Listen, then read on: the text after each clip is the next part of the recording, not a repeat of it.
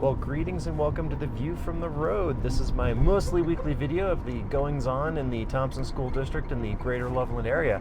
Well, today in the Thompson School District is a professional development day, which means I have a weird day. I'm getting to see a few teachers, most I'm not, but definitely the ones at the non-district schools, so the charter schools and the private schools for sure. So I'm keeping the regular schedule for that, and then just kind of catch as catch can with everyone else. And that actually speaks to a larger thing that I like to do, or have to do, and that we do as musicians, which is adapting to the situation.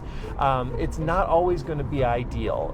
You're going to be in a rehearsal that's got something wrong with it. Your music stand isn't working, or you're just having a bad day playing.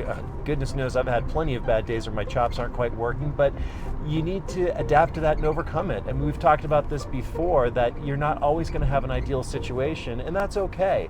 It's how we react to that and how we make it work that matters. So the other thing that came up today, I was talking with one of the front office people who has a digital keyboard at her church that needs some repairs, and it may be fixable, it may not be fixable, we will find out, but this goes to something that we encounter a lot on the repair side of things, which is, can something be repaired versus should something be repaired?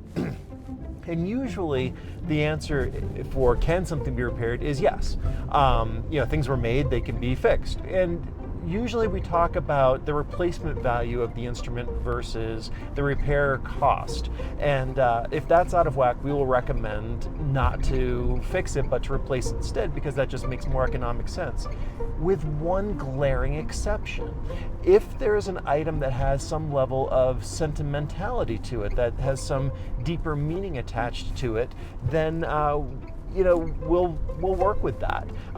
We always use the example, this was Grandpa's trumpet, and he played it back when he was in high school, and then he went off to war and he had it with him. Yes, absolutely fix that, get it back into shape, 100%. So in this case, for the keyboard, there is a parishioner who has some sentimental attachment to it, and he really wants to see it fixed, and he really wants to, expenses be damned, as they say, get it back working, in which case we're going to do everything we can to figure out if it can be fixed. And knowing that there is some sentimental attachment to it, of course, we're going to do everything that we can in that. So that we always want to get the deeper story before we just give a black and white answer of yes, fix it, don't fix it, that sort of thing. And that is one major consideration. That also leads into something that's going on coming up here in a couple weeks, the instrument drive. This is where we have folks that donate instruments to be repaired and then donated to schools. That's coming up in a couple of weeks, and we are a drop-off location for that, as always. Bring those in. If you've got those, dust them off. It doesn't matter what shape they're in, we will take it, because if it can be fixed and it makes sense to put it in the hands of kids, we want to do that because we want to get instruments for these kids. So that's what's going on out here on the road. Like I said, a bit of a weird day, but I'm adapting to it. Thank you so much for watching. Check out the other videos in the channel as always. There's some great stuff out there. Like, share, subscribe, do all the things, and we'll catch up with you next time. Thank you for riding along and seeing The View from the Road.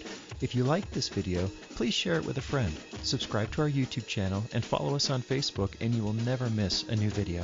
I'm Drew Holmes, owner of Boomer Music Company and educational representative for the Thompson School District in Loveland, Colorado. Thanks for watching.